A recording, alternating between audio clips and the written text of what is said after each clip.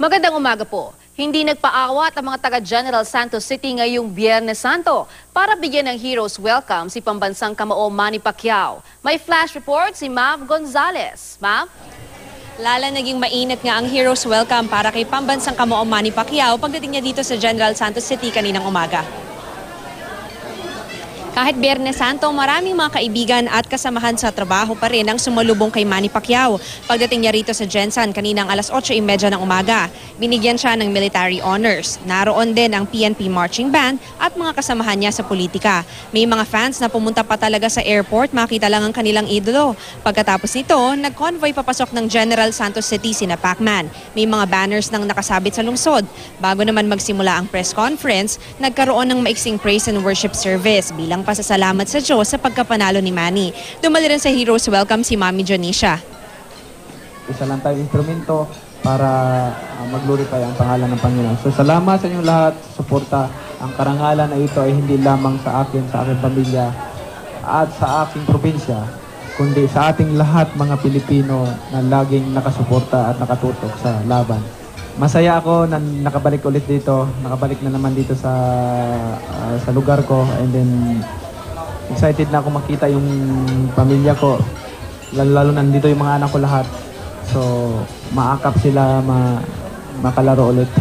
Malaking suporta ko sa kanya, sumisigaw ako. Tumpahin mo na si Timothy Bradley. Andito ako susuporta sa'yo. Tumpahin mo na. Kasi sa hindi pa siya lumaban, may sinabi niya sa akin. Maawa ako sa kanya ba? Pag maawa ka na, stop ka nag-boxing yung maawa ka na. Kung maunahan ka, makita ko na bagsakin ka. Baka nagmatalo tayo, basta ako ang susuntok ni Bradley. Pero kwento ni Manny, alam na niyang mananalo siya kay Bradley nang makausap niya ang trainer nitong si Joel Diaz bago pa ang mismong laban. Pagkatapos na magsuot ng glove, naghingi na ng apology yung coach niya. Pasensya na kayo, in Tagalog, ko lang sa Tagalog. Pasensya na kayo kung naka-open kami, kung may nasabi kami naka-open sa inyo. It's part of promotion. On that moment, alam ko na tinatanggap na nila yung kataluan.